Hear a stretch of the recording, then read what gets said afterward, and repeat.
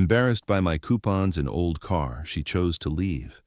Then I revealed a plan years in the making, an ultimatum of truth that upended her.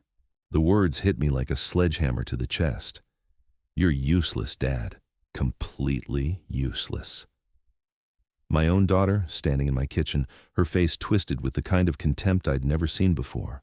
24 years old, fresh out of college with her marketing degree, and apparently an expert on everything I'd done wrong with my life. I stood there holding a cup of coffee that had gone cold, watching the woman I'd raised, sacrificed for, loved unconditionally, tear apart everything I'd built. But here's what she didn't know, what nobody in my family knew. While they were busy writing me off as a failure, I'd been quietly building something that would change everything. Before we continue, please subscribe to the channel and let us know where you're listening in the comments. The morning started like any other Tuesday.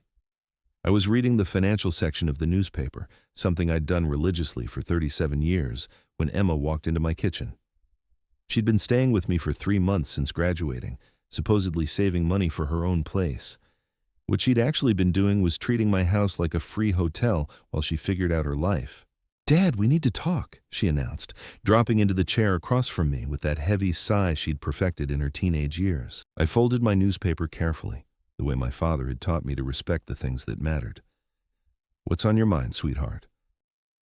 "This." She gestured around the modest kitchen, her designer handbag, the one I'd helped pay for as a graduation gift, sitting on the table between us. "This whole situation, it's not working." I waited. 37 years of marriage had taught me when to listen and when to speak. Emma was building up to something, and interrupting would only make it worse. "I've been thinking about my future, about what I want my life to look like." She pulled out her phone, scrolling through what looked like apartment listings. "My friends are all getting their own places, starting their careers, building something real.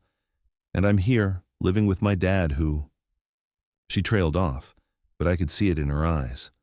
The disappointment, the embarrassment, the way she'd learned to look at me over the years like I was something to be pitied rather than respected. "Who what, Emma?" My voice stayed level, calm. It was a skill I'd developed over decades of dealing with difficult situations. "Who works at the same dead-end job he's had since I was born? Who drives a 15-year-old Honda? Who clips coupons and shops at discount stores like we're poor?" Her voice was rising now, years of frustration spilling out. "Do you know how embarrassing it is to tell people what my father does for a living?" I set down my coffee cup with deliberate care. "And what exactly do I do for a living, Emma?" "You're a clerk, Dad. A glorified clerk at some insurance company that nobody's ever heard of. You sit in a cubicle all day, processing paperwork for people who actually matter." The words came out like poison she'd been holding in for years. "My friend Jessica's dad owns 3 restaurants. Madison's father's a surgeon. Even Kyle's dad, who I thought was boring, turns out to be some big-shot lawyer." "I see." I nodded slowly, processing not just what she was saying, but how she was saying it. This wasn't teenage rebellion or post-graduation anxiety. This was genuine shame.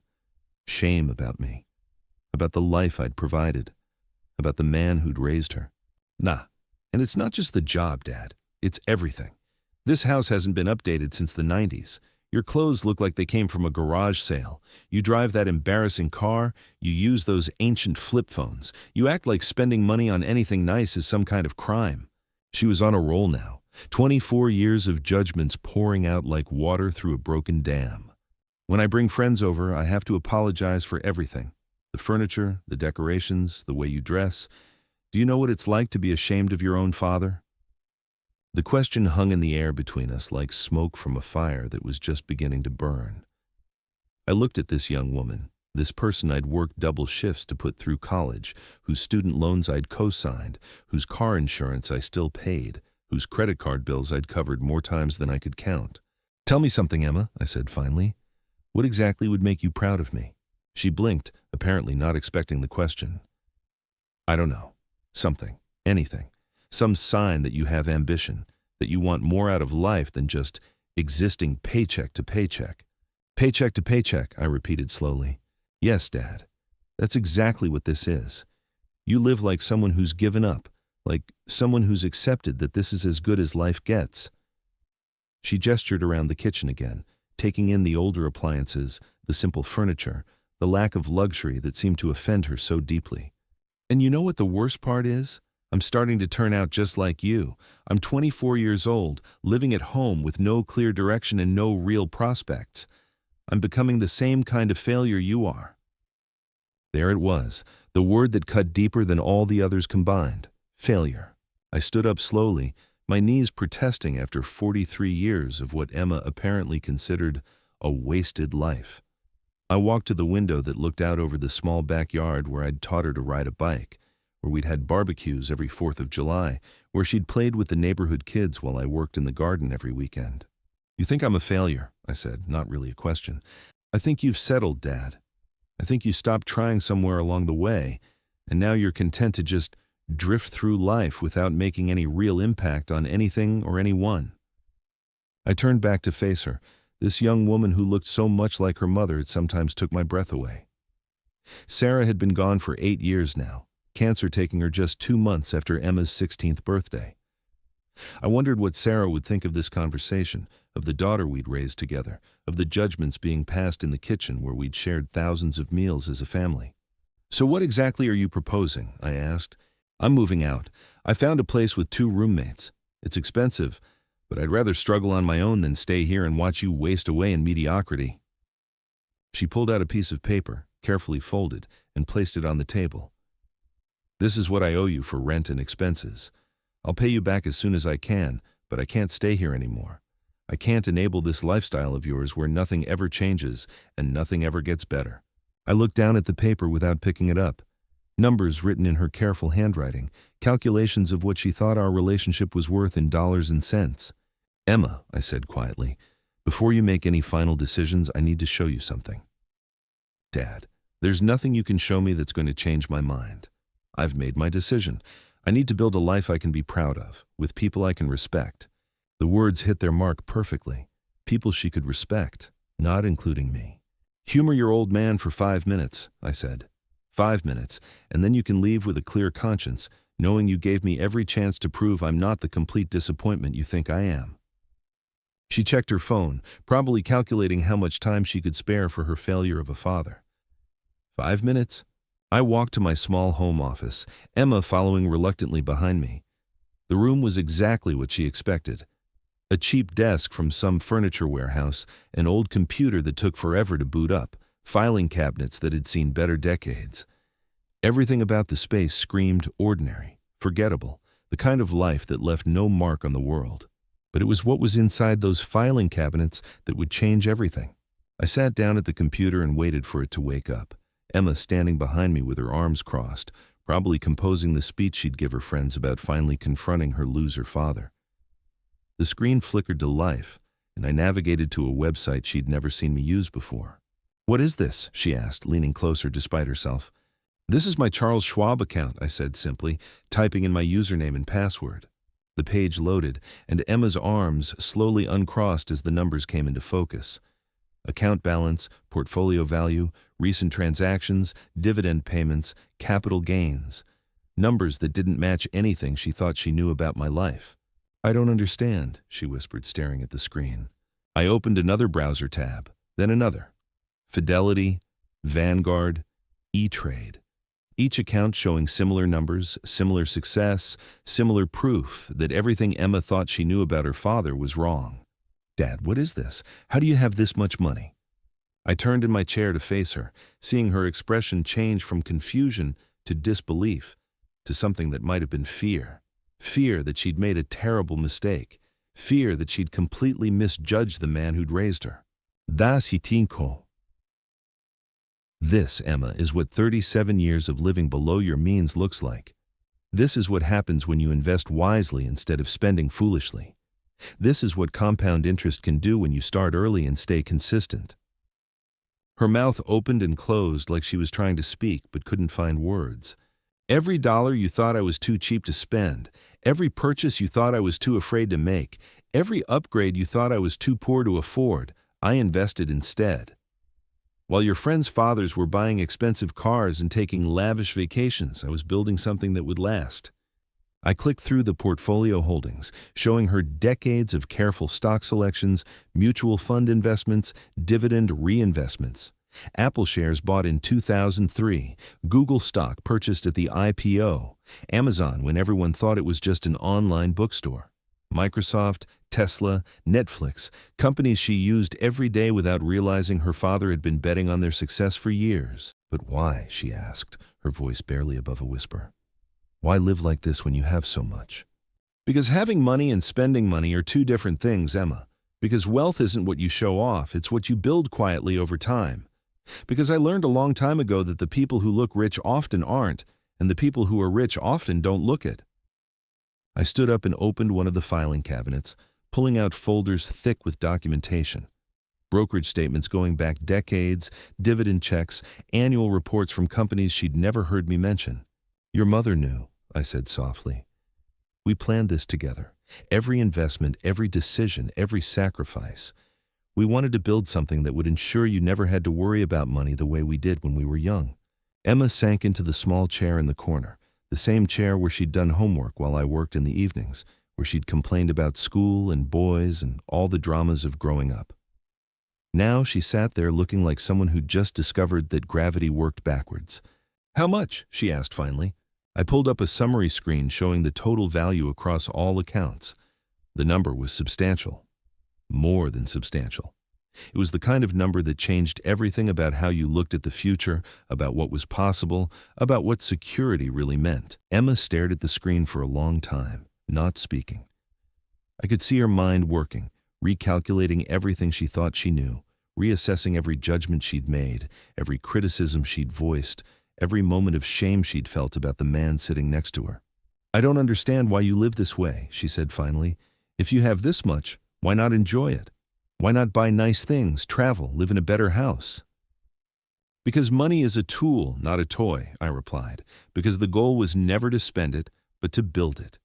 Because your mother and I wanted you to have choices, real choices, not just the illusion of wealth that comes from spending everything you earn. I walked to the window, looking out at the same backyard where Emma had played as a child, where Sarah and I had dreamed about our daughter's future during those quiet evening conversations. The late afternoon sun cast long shadows across the grass. I still cut myself every Saturday, not because I couldn't afford a landscaping service, but because some habits die hard. Your mother made me promise something before she died, I said, not turning around. She made me promise that I wouldn't let money change who we were, but that I also wouldn't let the lack of it limit who you could become. Emma was still staring at the computer screen, scrolling through years of investment history like she was reading someone else's life story. Dad, this is insane. You're sitting on a fortune and you're still using coupons at the grocery store. Those coupons saved us $12 last week, I said, finally facing her again. $12 that went into the same Vanguard index fund that's now worth more than most people make in 5 years. Every small decision compounds, Emma. Every sacrifice builds on the last one. She shook her head, overwhelmed. But what's the point of having money if you never use it? What's the point of being wealthy if nobody knows it? The point is freedom, I said simply. Real freedom, not the kind that comes from a credit card or a loan officer's approval. The freedom to make choices based on what's right, not what you can afford. The freedom to help people without expecting anything back. The freedom to say no to things that don't matter and yes to things that do. I opened another filing cabinet and pulled out a different folder, this one labeled with Emma's name in my careful handwriting. Inside were documents she'd never seen before. College savings accounts that had grown far beyond what we'd needed for her tuition. Investment accounts opened in her name when she was born. Trust funds that would mature on her 25th birthday, just 4 months away. This is yours, I said, placing the folder on the desk. It always has been. Every dollar I didn't spend on a new car, every vacation we didn't take, every restaurant meal we skipped, it all went here. Into your future. Emma opened the folder with shaking hands. Her name was on everything. Account statements showing steady growth over 24 years. Stock certificates purchased in her name when she was too young to understand what they meant. A financial foundation that would allow her to do anything, be anything, go anywhere. I don't deserve this, she whispered, tears starting to form in her eyes. Not after what I said, not after how I've treated you. You're my daughter, I said, sitting down across from her. You don't have to deserve love. You don't have to earn being cared for. And you certainly don't have to apologize for being young and not understanding things that took me decades to learn. She looked up at me, and for a moment I saw the little girl who used to climb into my lap when she was scared, who used to ask me to read her the same bedtime story every night for 3 years straight, who used to believe her dad could fix anything that was broken. But I called you useless, she said, her voice cracking. I said terrible things. I was ashamed of you. You were ashamed of what you thought you saw, I corrected gently. You were judging a book by its cover, which is something most people do their entire lives. The difference is, most people never get the chance to read the inside pages. I pulled out one more document, this one recent, printed just that morning before Emma had walked into the kitchen with her speech about moving out. It was a stock purchase confirmation.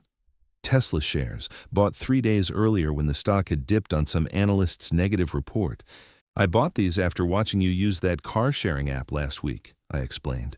You mentioned how convenient it was, how the technology was improving, how more of your friends were giving up their cars for services like that. So I researched the company, looked at their financials, read their annual reports, and decided it was a good long-term investment. Emma stared at the document. You bought stock based on something I said? I've been watching you your whole life, Emma. Watching what you like, what you use, what excites you. Your generation sees trends before mine does. You understand technology in ways I never will. Some of my best investment decisions have come from paying attention to what young people are actually doing, not what the financial news says they should be doing. She was quiet for a long time, processing everything she'd learned in the past 20 minutes. The computer screen still glowed with numbers that represented decades of patience, discipline, and faith in the future. Her future.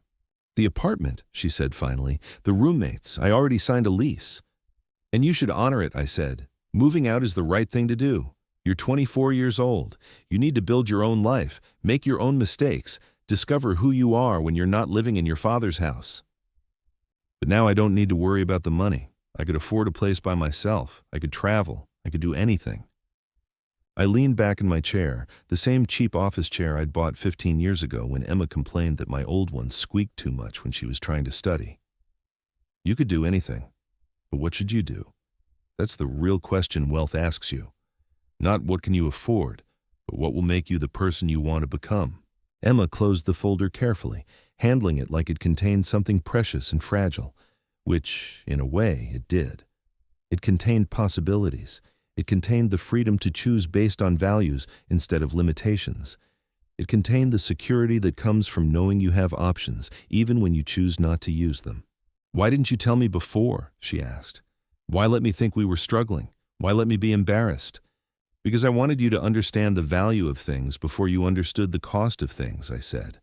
I wanted you to work for what you wanted, to appreciate what you had, to understand that happiness doesn't come from what you own, but from who you are and what you contribute.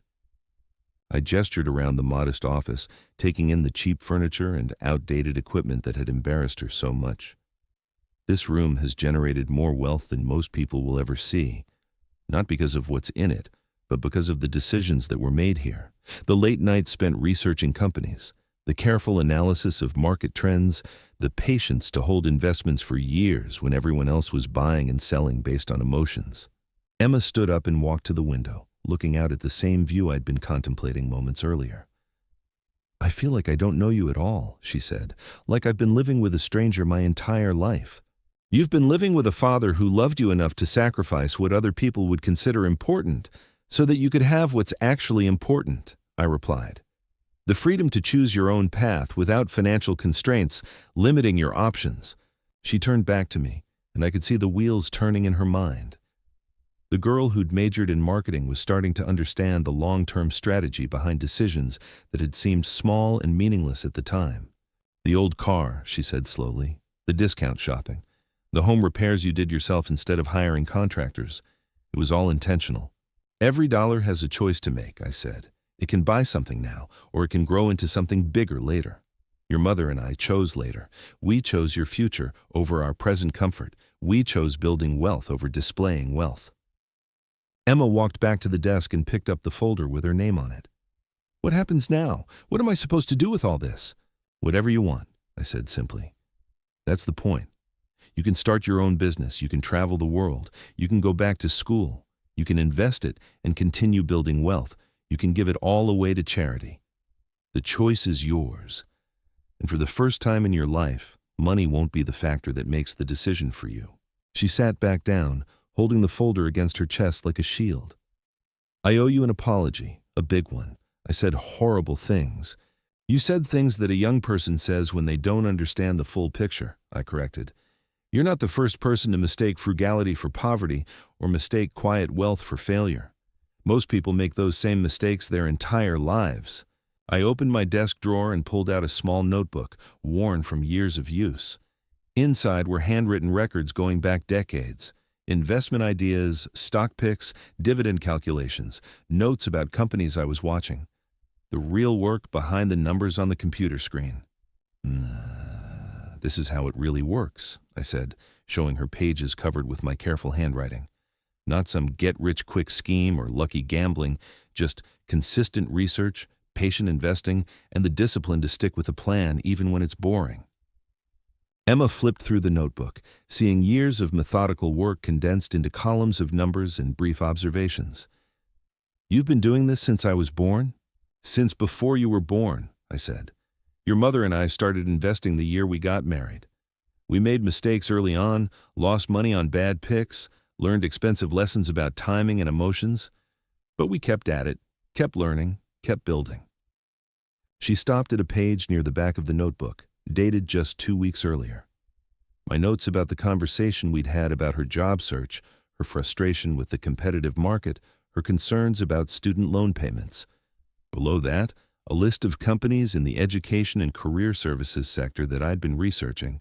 You were going to invest in job placement companies because I was struggling to find work? She asked, incredulous. I was going to invest in trends I saw developing based on your generation's challenges, I said. The best investments come from understanding real problems that need real solutions.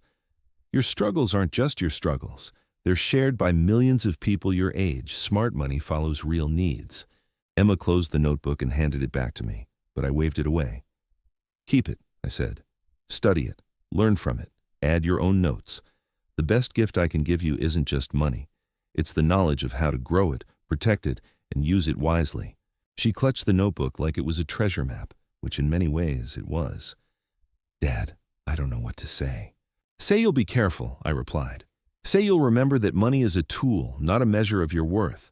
Say you'll use it to build something meaningful, not just to buy things that make you feel important. The afternoon sun was setting now, casting the office in the golden light that photographers called the magic hour. Emma and I sat in comfortable silence, both of us processing the conversation that had changed everything between us. The apartment, she said eventually. I still want to move out. Not because I'm ashamed of you, but because you're right. I need to discover who I am when I'm not living off someone else's sacrifices. Good, I said, meaning it. But maybe now you can choose roommates based on compatibility instead of just splitting the rent 3 ways. Maybe you can take a job because it interests you, not just because it pays the bills. She smiled for the first time since walking into the kitchen that morning. Maybe I can stop being ashamed of my father and start being proud of the man who raised me. The words hit me harder than her earlier criticism had. Pride. After years of feeling like a disappointment, like someone whose choices were embarrassing and whose life was small, I was finally seeing myself through my daughter's eyes, the way I'd always hoped she would see me. There's one more thing, I said, reaching for the computer keyboard. Something I've been working on that I think you should know about. I pulled up another browser window, this one showing a website Emma had never seen before. The header read, Millennial Money Mentors, with a simple professional design that looked nothing like the flashy financial advice sites she probably followed on social media. What is this? She asked, leaning closer to the screen. A blog I started 18 months ago, I said, scrolling down through dozens of articles. Financial education for young adults, investment basics, how to build wealth on an entry-level salary, avoiding the debt traps that destroy most people's financial futures before they turn 30. Emma's eyes widened as she read the article titles. How to invest your first $1,000. Why your parents' money advice might be wrong. The real cost of lifestyle inflation. Building wealth while paying student loans. Dad, these have thousands of comments. Look at these view counts. This article has over 200,000 reads. I clicked on one of the more popular posts, watching Emma's face as she absorbed the engagement metrics. Comments from young people thanking the anonymous author for advice that had changed their financial trajectory. Success stories from readers who'd followed the investment strategies and seen real results. You wrote all of this? She asked, scrolling through months of detailed financial content. Every word, I confirmed, posted every Tuesday and Friday for the past year and a half. Sometimes I'd write about mistakes I'd made early in my investing career. Sometimes I'd break down why certain stocks were performing well or poorly. Sometimes I'd just explain basic concepts that schools should teach but don't.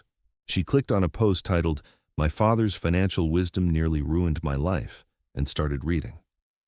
I watched her expression change as she realized the article was written from the perspective of someone whose wealthy parents had given them everything, leaving them unprepared for real financial responsibility. "This story," she said slowly, "it's about people like Jessica and Madison, isn't it? The friends whose parents I was comparing you to.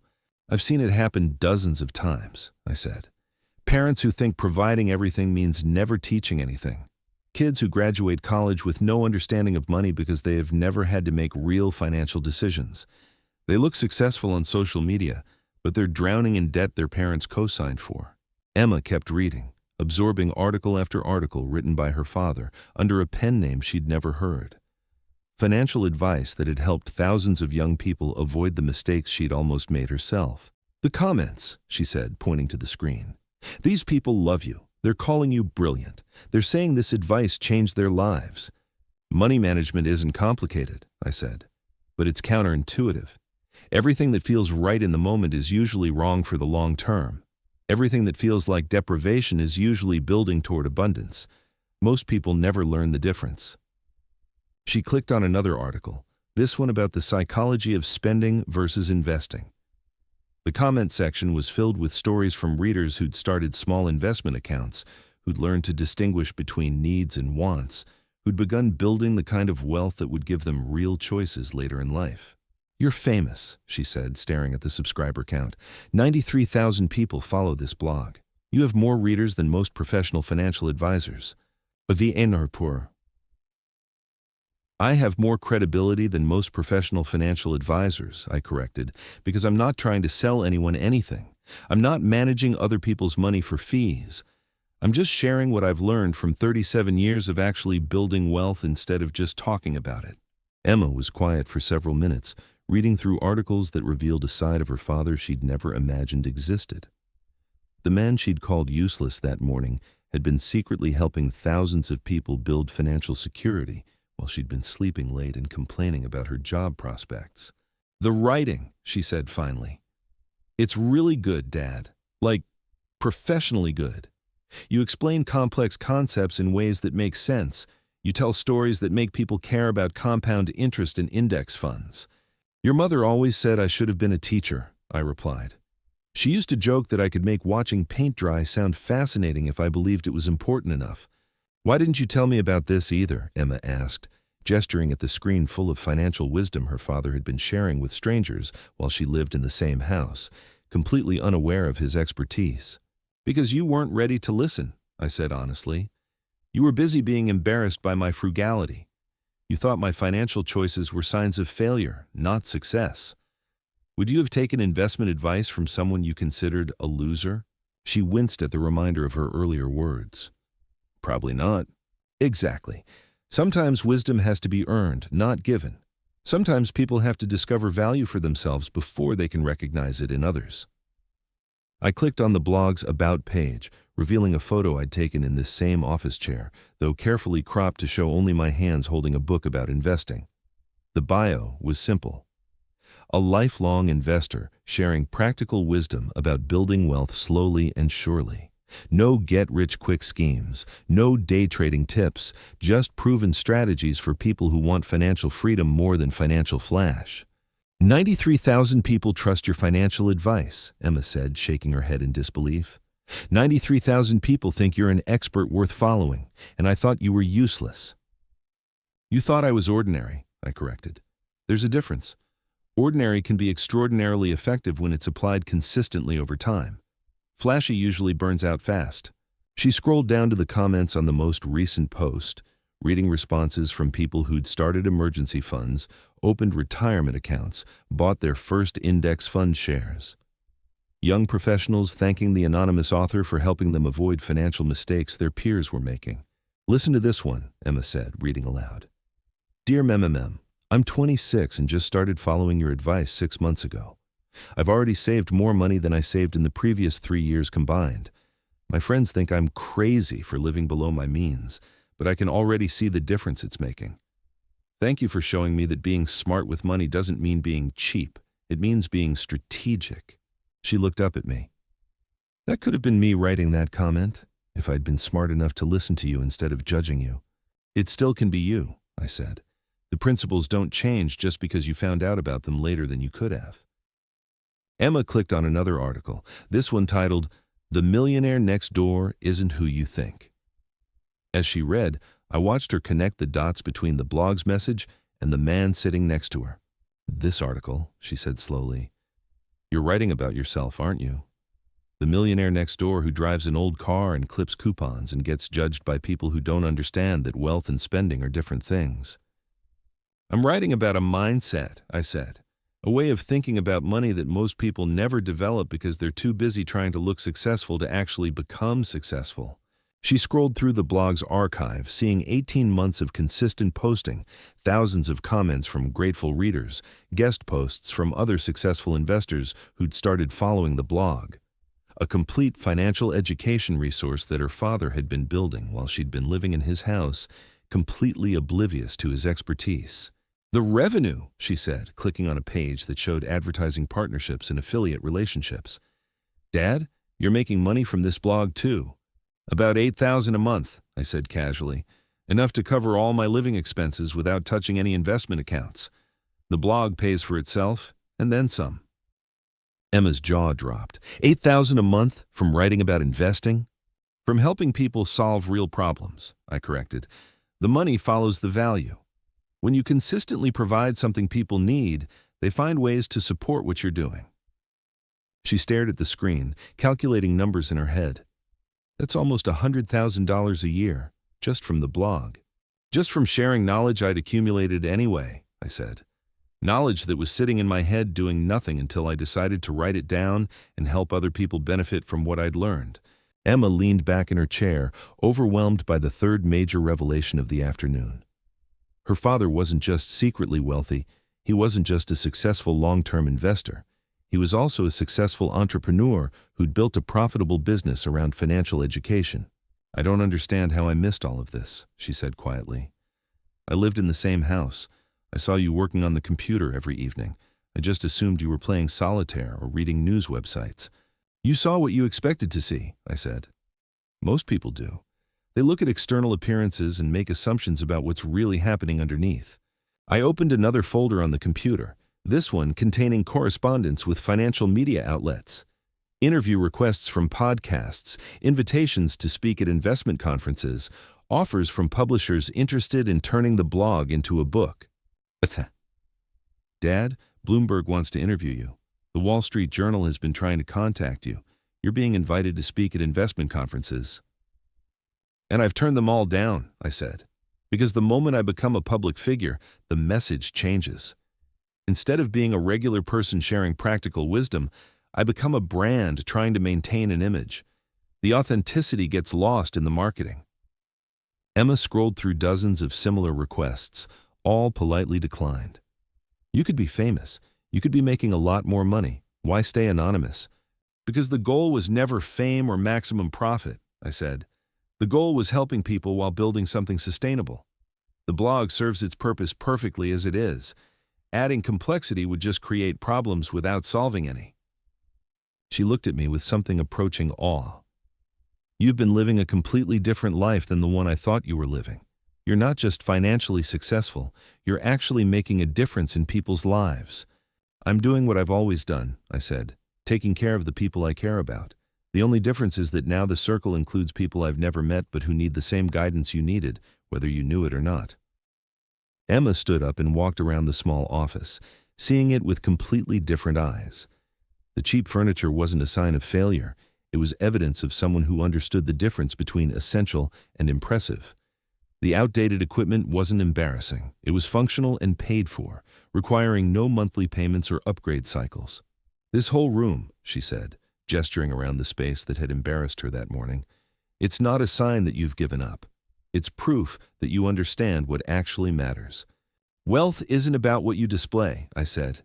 "It's about what you own, free and clear, what generates income without requiring your constant attention, what gives you choices when other people are trapped by their expenses."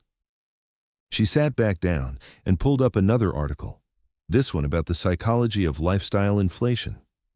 As she read, I could see her recognizing herself in the examples, understanding how easily she could have fallen into the same traps that destroyed most young adults' financial futures.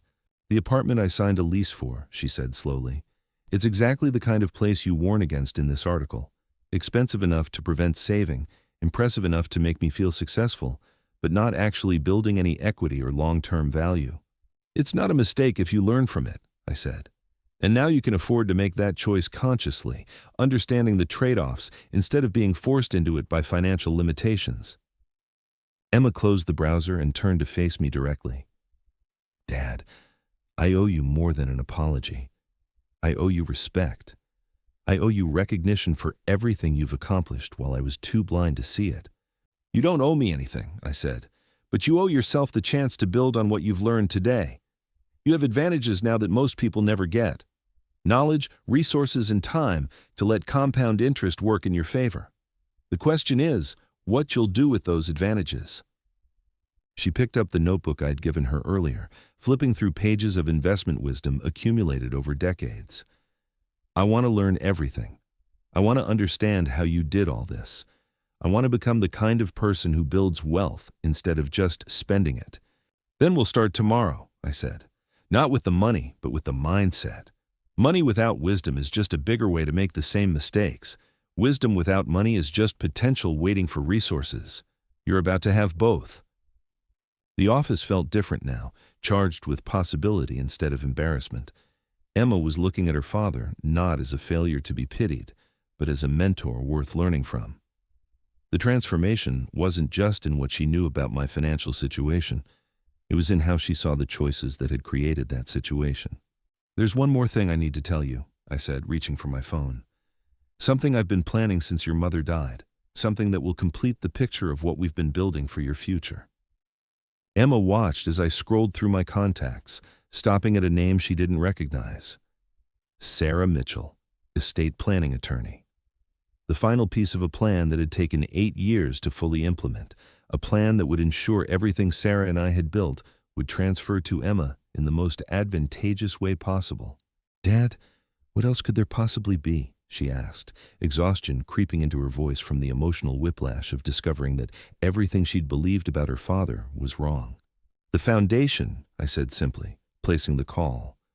"The charitable foundation your mother and I established in your name, funded by a portion of our investments, designed to let you make a real impact on causes you care about while teaching you how wealth can serve purposes larger than personal comfort."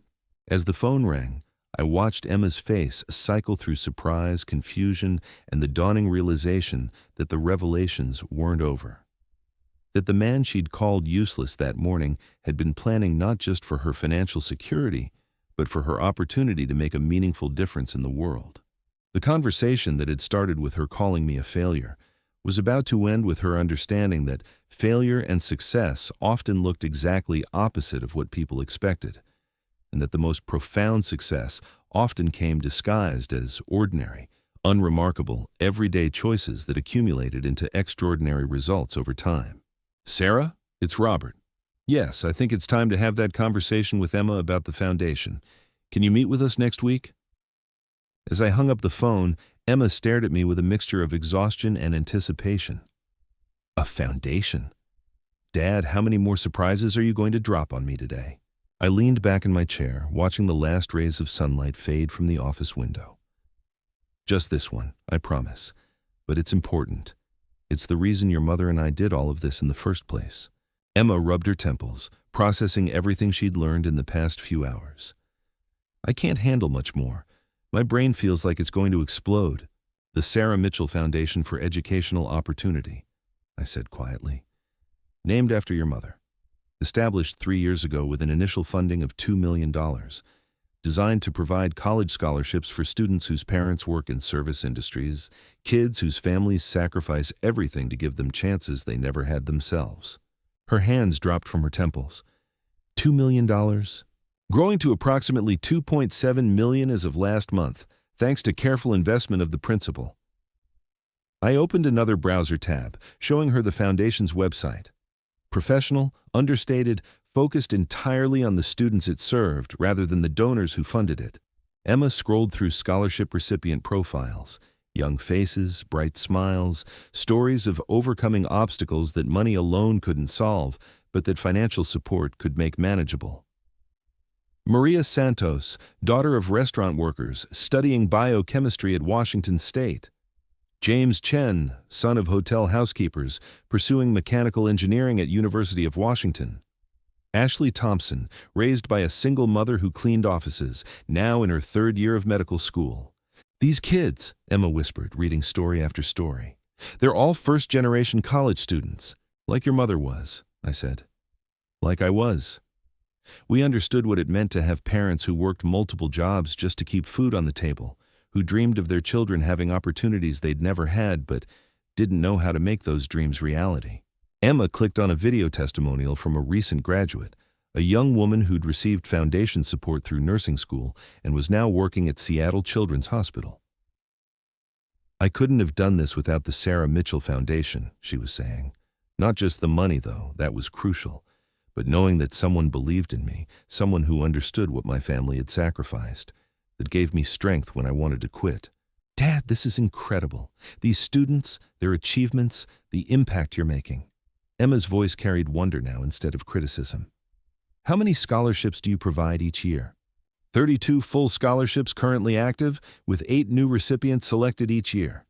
We cover full tuition, books, and living expenses for 4 years, plus mentorship and internship placement assistance. I pulled up the Foundation's annual report, showing detailed financial statements and outcome tracking. 96% graduation rate among our recipients, compared to 62% average for first-generation college students nationally. Emma studied the numbers, her marketing background kicking in as she analyzed the data. These results are extraordinary. Dad, you're not just giving money away, you're changing entire family trajectories. That was always the plan, I said. Your mother grew up in a family where college wasn't even discussed as a possibility. Her parents loved her, worked hard, wanted the best for her, but they simply didn't have the knowledge or resources to help her navigate higher education. She had to figure it all out herself.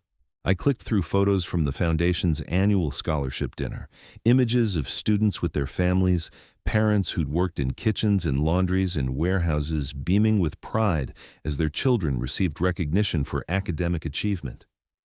These parents understand sacrifice. They understand working multiple jobs, skipping meals so their kids can eat, wearing the same clothes for years while making sure their children have what they need for school. Emma's eyes filled with tears as she watched a video of Maria Santos introducing her parents at graduation, thanking them in Spanish before switching to English to describe how her biochemistry degree would allow her to develop treatments for diseases that disproportionately affected working-class communities like the one she'd grown up in. She's going to change the world, Emma said, wiping her eyes. They all are, I replied. That's what happens when you give genuinely motivated people the resources they need to develop their potential. They don't just improve their own lives, they lift up everyone around them. Emma scrolled through more recipient profiles, noting patterns in their stories. They all talk about giving back. Every single one mentions plans to help their communities, to support other students, to use their education in service of something larger than personal success. People who've experienced real need understand the responsibility that comes with real opportunity, I said.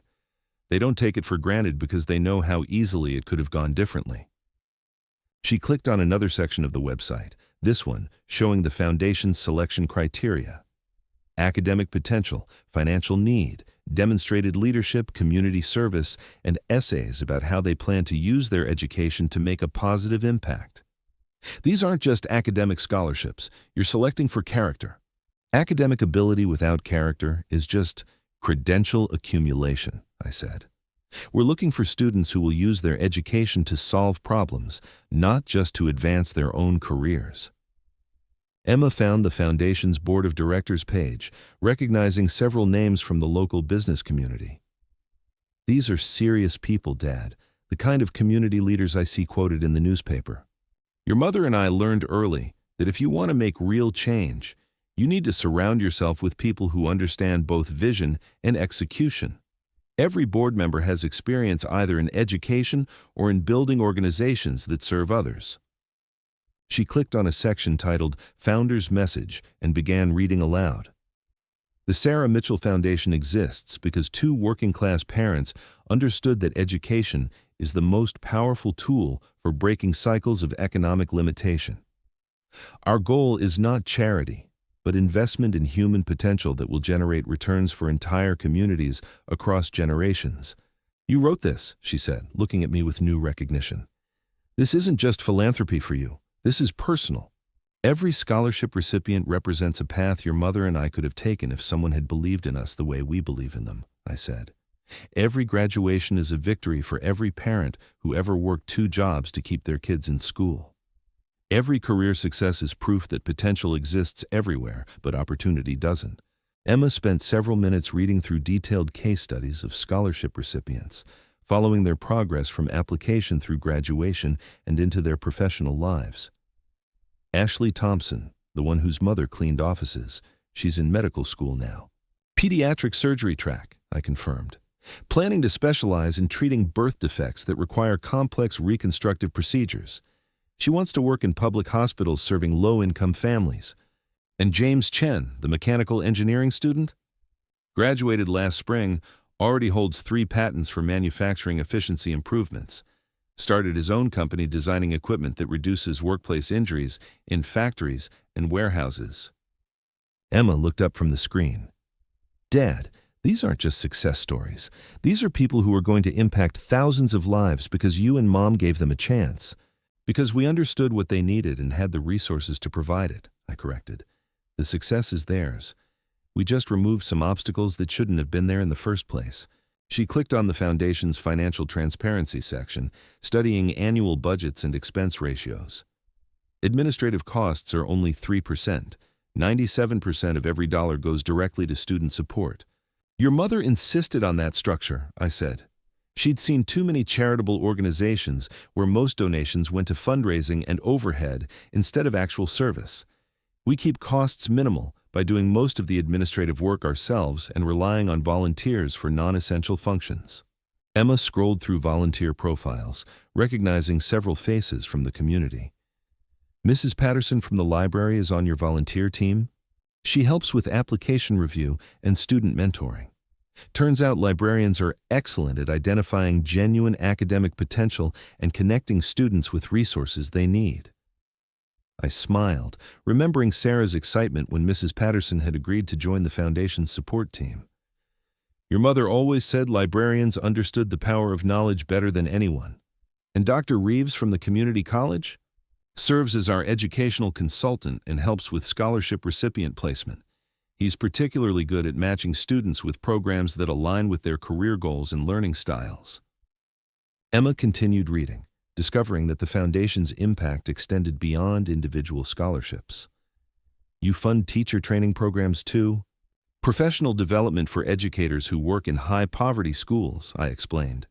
We learned that supporting teachers improves outcomes for hundreds of students, not just the ones who receive direct scholarships. It's about strengthening the entire educational ecosystem. She found a section documenting teacher training outcomes, showing improved graduation rates and college placement statistics for schools where Foundation-supported educators worked. This is systematic change, Dad. You're not just helping individual students, you're improving education quality for entire communities. That was the evolution of our thinking, I said. We started with individual scholarships, but we realized that sustainable change required addressing systemic issues too.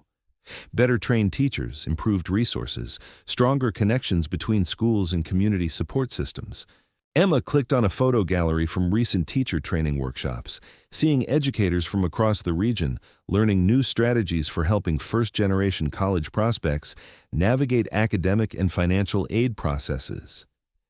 These teachers look genuinely excited, like they're learning things that will make a real difference in their classrooms. Because they are, I said.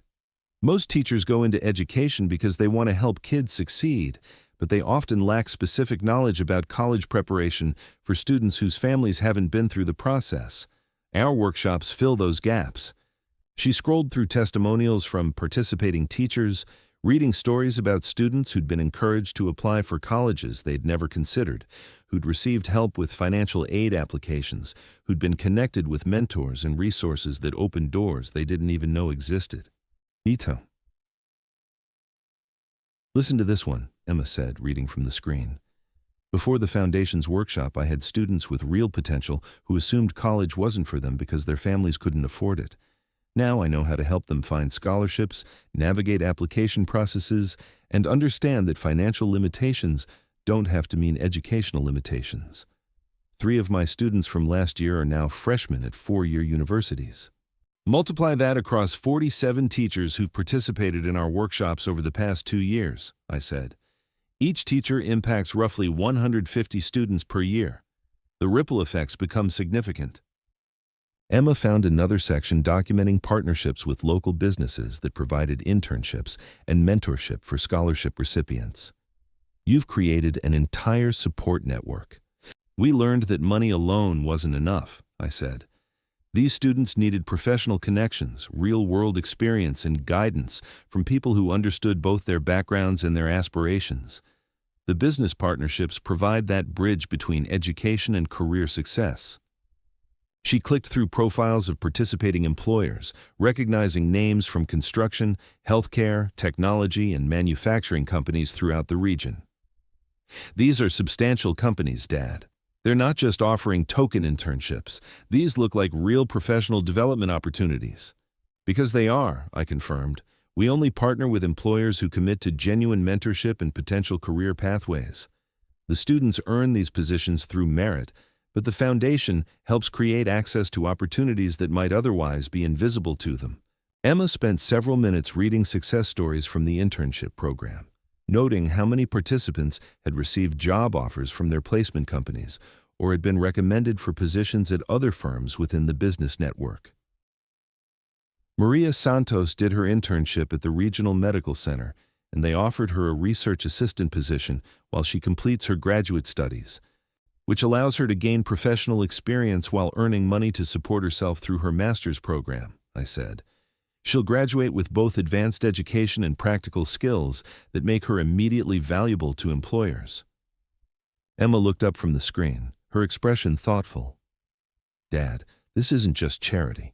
This is investment in human capital that generates returns for the entire regional economy. Exactly, I said, pleased that she understood the broader implications. Every scholarship recipient who stays in the area after graduation contributes to local economic development. Every teacher we train improves educational outcomes for hundreds of students. Every business partnership creates connections that benefit both students and employers. She clicked on an economic impact analysis the Foundation had commissioned, showing projected returns on educational investment over 10 and 20-year periods. These numbers are impressive, Dad. For every dollar the Foundation spends on scholarships and teacher training, the regional economy gains approximately $4 in increased productivity, reduced social services costs, and tax revenue from higher-earning workers. Your mother would have loved seeing that analysis, I said. She always argued that education was the best possible investment, not just for individuals, but for entire communities. This data proves she was right. Emma scrolled through the Foundation's strategic plan, noting expansion goals and sustainability projections. You're planning to double scholarship awards over the next 5 years? If investment returns continue performing as projected, yes, I said. The Foundation is structured to grow over time, increasing its impact while maintaining financial stability. Eventually, it should be able to sustain itself through investment income alone, independent of additional donations. She found a section detailing the foundation's endowment strategy, recognizing investment principles similar to what she'd learned about my personal portfolio management. You're applying the same long-term thinking to the foundation that you use to build wealth for our family. Same principles, different purpose, I confirmed. Patient capital accumulation, diversified risk management, focus on sustainable growth rather than short-term returns. The foundation benefits from decades of investment experience applied to philanthropic goals. Emma closed the laptop and sat quietly for several minutes, processing everything she had learned about her father's secret life as an investor, educator, and philanthropist. The man she'd called useless that morning had been quietly changing lives while she'd been complaining about his outdated furniture and second-hand clothes. "I don't know who you are," she said finally. "I mean, I thought I knew you my entire life, but I didn't know you at all." "You knew the parts of me that were visible," I said. "The father who made breakfast every morning, who helped with homework, who drove you to soccer practice and band concerts. That person was real too. But there was this whole other dimension I never saw. The investor, the writer, the philanthropist. How did you keep it all separate?" "I didn't keep it separate," I said. "It was all connected. Everything I did was motivated by the same goal, building security and opportunity for the people I cared about. You just happened to be the person I cared about most." Emma walked to the window, looking out at the neighborhood she'd been embarrassed to live in that morning. "This house, this street, these neighbors. You chose this intentionally, didn't you? Not because you couldn't afford better, but because this was enough.